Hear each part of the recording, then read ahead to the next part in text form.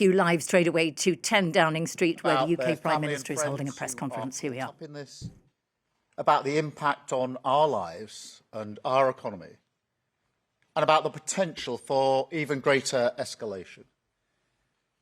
They can hardly believe that, yet again, we're seeing missiles and drones falling and civilians in the firing line across the region. So I want to reassure the British public about the action that we're taking. While the region has been plunged into chaos, my focus is providing calm, level-headed leadership in the national interest. That means deploying our military and diplomatic strength to protect our people. And it means having the strength to stand firm by our values and our principles, no matter the pressure to do otherwise. The long-standing British position is that the best way forward for the regime and the world is a negotiated settlement with Iran where they give up their nuclear ambitions. Now, that's why I took the decision that the UK would not join the initial strikes on Iran by the US and Israel. Now, that decision was deliberate. It was in the national interest, and I stand by it. But when Iran started attacking countries around the Gulf and the wider region, the situation changed. Iran has now fired drones and missiles at 10 countries that did not attack them. These are allies of the UK, where we have hundreds of thousands of British people, as well as British military personnel. Our number one priority is protecting our people. And that's why, long before the US and Israeli action last weekend, we had already deployed additional military capabilities to the region to defend our interests. And I want to pay tribute to our brilliant armed forces. Throughout January and February, we were moving defensive assets to Cyprus and Qatar. Fighter jets, air defence missiles, advanced radar, and systems to take down drones, to ensure we were in a heightened state of readiness in advance of any conflict beginning. When the strikes began on Saturday, we immediately put those jets into the sky on a mission to protect our people and our allies in the region. And that is what they have done, flying over Cyprus and the wider region, shooting down multiple drones, at least one of which was heading towards a base housing British military personnel. Our jets were in the sky again last night, over Jordan, Qatar, and other partners, refuelling in the air to prolong their mission. And we're constantly resupplying our jets and our missile stores. And we are responding to requests from allies in the region for further help. I can announce today that we're sending 4 additional Typhoon jets to join our squadron in Qatar, to strengthen our defensive operations in Qatar and across the region. Wildcat helicopters with anti-drone capabilities are arriving in Cyprus tomorrow. The Defence Secretary is on the ground in Cyprus right now, coordinating our work and meeting our brave servicemen and women. We're deploying HMS Dragon to the Mediterranean. And we have allowed the US to use British bases to conduct defensive operations to take out Iranian missiles before they're fired at our people and our allies. We will maintain this shield over British people in the region and our allies. We are working to strengthen it every day. And we're working as fast as possible to get our people out. As of today, over 140,000 individuals in the region have registered their presence, enabling us to get them the information and the support that they need. We have rapid deployment teams on the ground in Oman and Saudi Arabia. And our consular teams are helping hundreds of the most vulnerable individuals. Despite airspace closures, we're working around the clock with airlines, travel companies and governments to open safe routes home. More than 4,000 people have now arrived back in the United Kingdom on commercial flights from the UAE, including vulnerable Brits identified by our teams. A further 7 flights are due to leave the UAE for the UK today. And I can report that our first charter flight from Oman took off a few minutes ago. We will lay on additional charter flights in the coming days. British Airways is putting on daily flights from Oman, and we will keep working with all of our partners to increase the speed and capacity of this airlift. I want to be very clear. This is a huge undertaking. It's one of the biggest operations of its kind, many times bigger than the evacuation from Afghanistan. It's not going to happen overnight, but we will not stop until our people are safe. I also want to say a word about the economic impact. Iran is targeting oil and gas facilities in the Gulf and tankers in the Straits of Hormuz, trying to inflict economic pain around the world. So we will continue to work with the industries affected and our allies to respond to any impact. And this is where the long-term changes that we're delivering for the British people are paying off. We have the right plan for defence, delivering the biggest increase in defence spending since the Cold War, to strengthen our armed forces and keep people safe. We have the right plan for our economy. As the Chancellor said on Tuesday, we're sticking to that plan so we can cut energy bills and help keeping families with the cost of living and helping them. We also have the right plan for our energy supplies, building up clean British energy like never before, decreasing our dependence on volatile international markets, and creating the energy security and independence that we need. Faced with this new geopolitical crisis, the sad fact is that some will try to use it to divide us.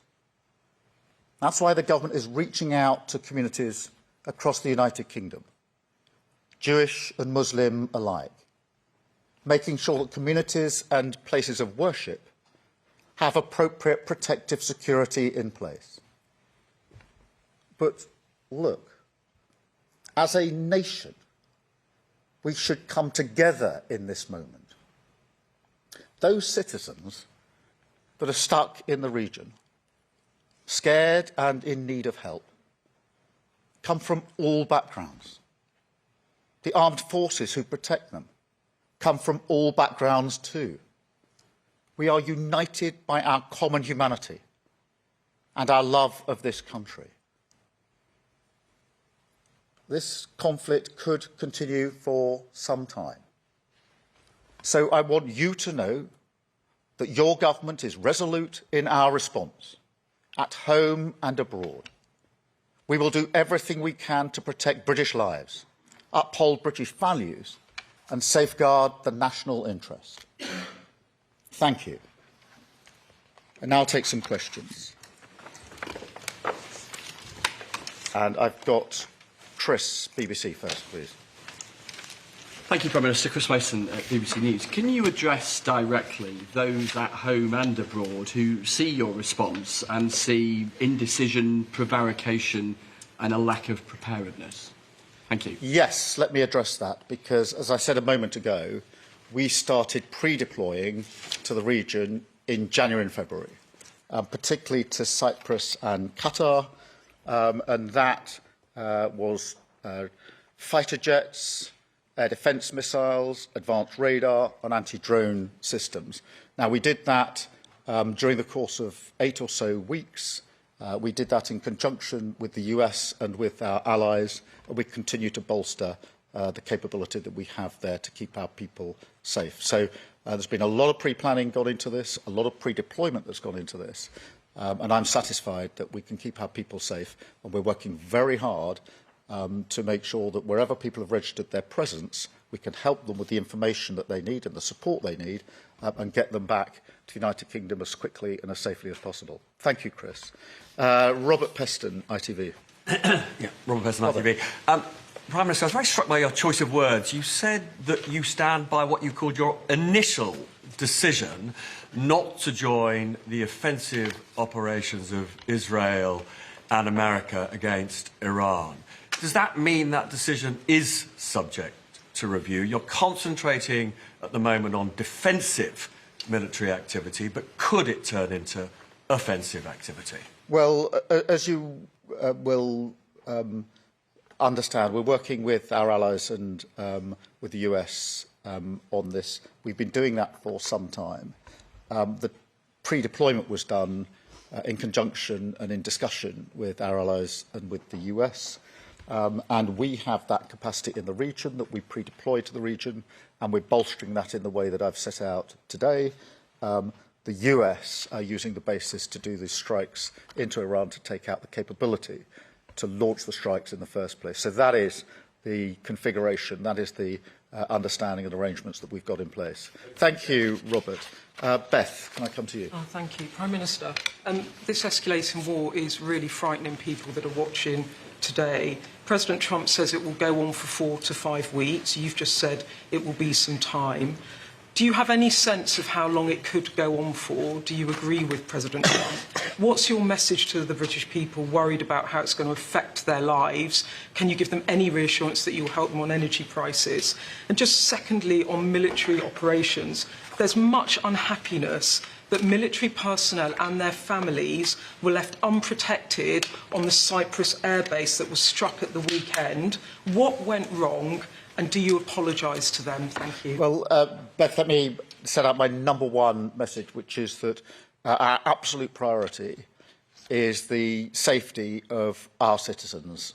And that is the focus for all the decisions that I have taken, including the decisions to pre-deploy in the way that I've described, and the decisions we're taking every day in order to deal with the situation on the ground in the region, the consular work to get people safely back home, and also what we're doing within the country, obviously, in relation to the division that can arise in situations like this. In relation to Cyprus, we've obviously had an airbase there for a very long time. There are protective measures in place, have always been in place. It's always been a protected airbase. It's not something new to protect the airbase. We've pre-deployed further assets to Cyprus in January and February for that purpose.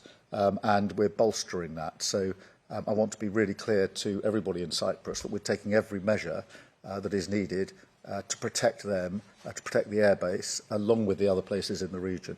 Thank you very much, Beth. How long do you think it will go on? Oh, I'm sorry. In relation to how long it will go on, I do know people are worried. They are going to be worried about the any escalation. I think they can see what's unfolding on their television screens. That will cause them anxiety, understandably.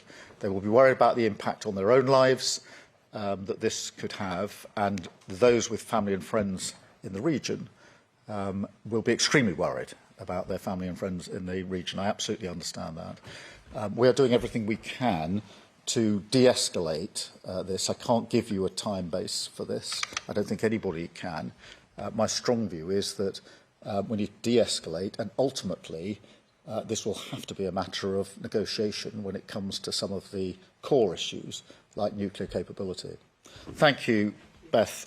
Paul McNamara, Channel 4. Paul. Afternoon, Prime Minister. There are reports that you walked into a meeting, the National Security Council, on Friday with one opinion and had your mind changed by Ed Miliband and others in your cabinet. So is it true that you wanted on Friday to give Americans a precautionary permission in the event of Iranian reprisals to use British bases for defensive action, but had your mind changed by Ed Miliband and other members of your cabinet? Let me be really clear about this. No request from the US came in the specific terms that we acceded until Saturday afternoon. Saturday afternoon. Well, just hear me out. And therefore, on Friday, there was no concrete decision to be made. The decision had to be made when we had the request. That came in on Saturday during the course of the afternoon. We're already taking measures in relation to our own capability. That came in on Saturday afternoon, late in the afternoon. We then, as you would have expected, went through the details with the US over the next day and ultimately reached a decision on Sunday, which I announced then on Sunday evening about 8 or 9 o'clock in the evening. But actually on Friday, we didn't have a request from the United States and therefore no decision fell to be made. The decision fell to be made when we had the request. That was Saturday afternoon. We then worked it through. Decision on Sunday, which was a decision of all ministers, unanimous, that we should take the action that I then announced. Thank you very much indeed. Catherine from GB News. Thank you, Catherine Forster, GB News. Prime Minister, Cyprus, Bahrain, United Arab Emirates and others are being critical of the speed of our response. Have we let our allies and our own people down in the Middle East? We've still got a warship sitting in Portsmouth. And also, you said yesterday how in Munich you said we need to go further and faster on defence spending. But getting to 3%, let alone 3.5%, seems to have been kicked way into the long grass. When is your rhetoric actually going to be matched by the reality of when you're putting money into defence? Yeah, thank you, Catherine. And as you'll have heard me say a moment ago, we started pre-deploying in January and February our assets to the region to make sure that we had the capability that we needed there. That wasn't an isolated set of decisions. It was done in conjunction with the US, in conjunction with our allies, and we're bolstering that again. And therefore, I can say we're doing everything and have done everything we can at speed to make sure that we are properly protecting our citizens, which was my number one concern. And that's why it's very important that I set out the pre-deployment measures that we took. Can I also say on defence spend, we've obviously already increased our defence spend, with the highest spending now on defence since the Cold War. And I've set out, when I was at NATO summit last year and at Munich this year, that we need to go further and faster, and that's what we'll do. Thank you very much, Catherine. I've got Stephen from The Times. Stephen. Prime Minister, Donald Trump has suggested that you've ruined the special relationship, that you are no Churchill. On the special relationship, is he right on that? Have you ruined the special relationship? Look, the special relationship is in operation right now. We're working with the Americans in the deployment from our bases. We are working together in the region. The US and the British working together to protect both the US and the British in joint bases where we're jointly located. And we're sharing intelligence on a 24/7 basis in the usual way. That is the special relationship. That is a special relationship in operation. And clearly it's for the President to take decisions that he considers in the national interest, the right decisions for the US. I understand that, I respect that. But equally, it's for me, as the British Prime Minister, to take decisions that I consider to be in the best interest of the United Kingdom. There's nothing controversial about that. The special relationship is operating right here at an important point. Thank you very much, Stephen. Pippa from The Guardian. Yes, Prime Minister. Obviously, you said a lot of people are very concerned about this conflict escalating. Has Donald Trump given you any insight into what his plan is for what comes next after the initial bombing phase? And are you convinced he has a plan? And if I can just push on the defence spending point, because increasing in defence spending to 3% of GDP by 2030 would take up all real terms growth, unless, of course, you're raising money elsewhere to pay for it. Are you going to raise money to pay for it, or are you going to make cuts elsewhere? Firstly, on the risk of escalation, clearly that is a concern for everybody. It will be a concern for everybody who is watching and across the country. And that's why we've been absolutely clear that we need to de-escalate. In relation to discussions with the Americans, obviously they're happening at all levels. I've had discussions with President Trump, but all of my team are having discussions all the time with the Americans about the operation. In relation to defence spending, we've set out our plans for the increase that we've already put in place. I've made commitments at the NATO summit last year and at the Munich conference, and I was clear then that we will need to go further and faster. Thank you very much, Pippa. And Sophie from the Mirror. Sophie. So the current situation in the Middle East could potentially lead to the displacement of millions of people in the region. Are you expecting this to play out in more asylum claims, including small boat arrivals from the region? And are you concerned that cuts to the international aid budget could impact the UK's ability to handle situations exactly like this? And if I can also just ask, have you spoken to Donald Trump since his criticism of you? In relation to the situation that's developed, obviously we don't yet know how long this will last. We don't know what the full impact will be, and therefore we'll have to address those considerations as we get to them.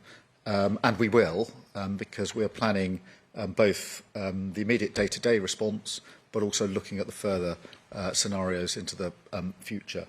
In relation to Donald Trump, I spoke to him on Saturday evening this last weekend. Thank you all very much indeed. Thank you.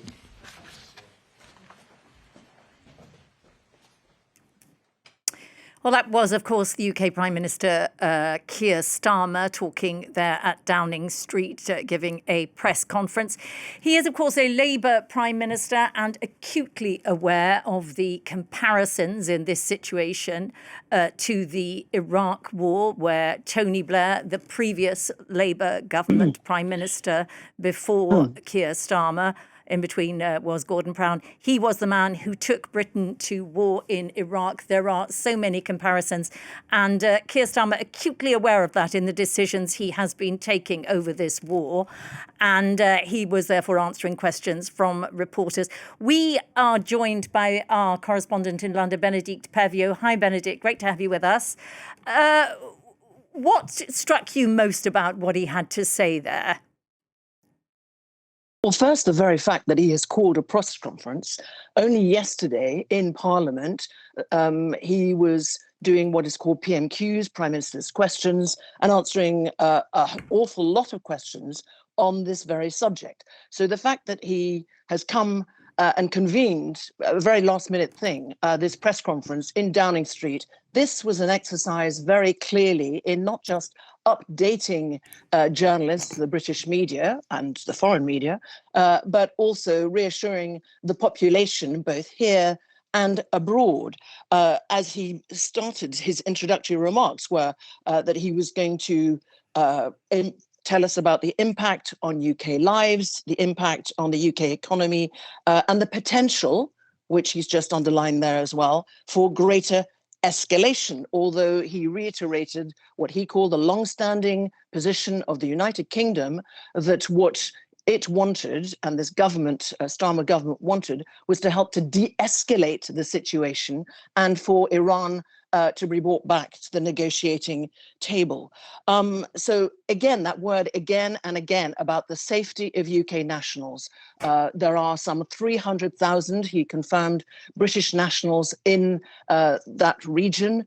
And there has been quite a lot of criticism, it has to be said, both politically about the fact that the UK and the Starmer government did not approve the US request with the initial strikes by America and Israel on Saturday to target Iran, and then a delay, if you will, only on Monday or Sunday night, actually, late Sunday night, to approve the use on a defensive, very heavy lifting by that word, not offensive, defensive action and use of British bases, one in Gloucestershire, in Fairfont in Gloucestershire in the UK, and the other what President Trump called that stupid, silly island, which he was in fact not naming at the time, is Diego Garcia in the Chagos Islands. So this was a big exercise in reassuring the British public.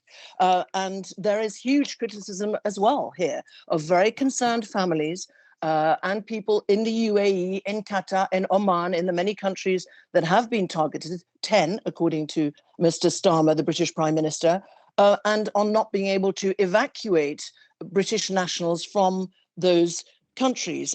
So we learnt that the UK is sending an additional 4 Typhoon jets to Qatar. It's sending in the next day or 2 Wildcat helicopters that will arrive in Cyprus tomorrow. And he underlined the fact that the Defence Secretary, John Healey, is today in Cyprus, very much, I would think, to reassure also the Cypriot authorities. As far as evacuation is concerned, we know that he confirmed 4,000 only British nationals have arrived back from the UAE in the United Kingdom. A further 7 flights, he said, will leave the UAE today.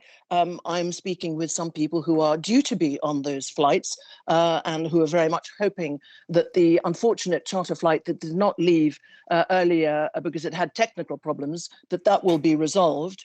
And that the first charter flight had just left minutes ago Oman. As far as the economic impact, Mr. Starmer clearly underlined that Iran was obviously very clearly targeting oil and gas supplies in the region. Of course, there is concern here, and petrol has already gone up. Gas is going up, and there are real concerns with cost of living here already, and that's just going to add to it. He talked about the fact that this is a new geopolitical crisis, and that some would try and divide us, he said. And that is why the British government is reaching out to Jewish and Muslim communities here. He said his message was that we must unite. You saw the gist of the questions that we carried live. And I think that first one from my colleague at the BBC talking about indecision, prevarication, lack of preparedness.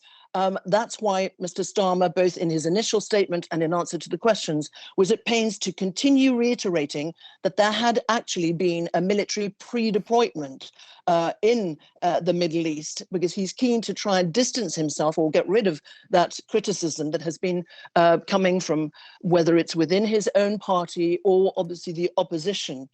I think really what we're seeing is Mr. Starmer reiterating that it was important and that he stood by British values, his values, this government's values, he said, of not joining initial US-Israeli strikes. And also the special relationship, just a word about that, and the fact that Mr. Trump in the Oval Office with the German Chancellor sitting right by his side, not just violently criticizing Spain, but criticizing, although he didn't, it has to be pointed out, use Mr. Starmer's name, everybody knew who he was referring to, when the American president said in the Oval Office that the UK had been very, very, he said it twice, very, very uncooperative, and that he said that Mr. Starmer was no Churchill. Clearly, Mr. Starmer not wanting to repeat that, but in PMQs yesterday, I think it's noteworthy to remind our viewers, for those who didn't get a chance to see that, and that exchange in the House of Commons, is Mr. Starmer said that the special relationship was very much in operation yesterday, today, and that is through gathering of intelligence, sharing of intelligence, and all kinds of other things that he didn't specify. Really interesting. Thanks very much, Benedict, for that look at that press conference from Keir Starmer. Lots to take in there. Benedict Pavio speaking to us there from London.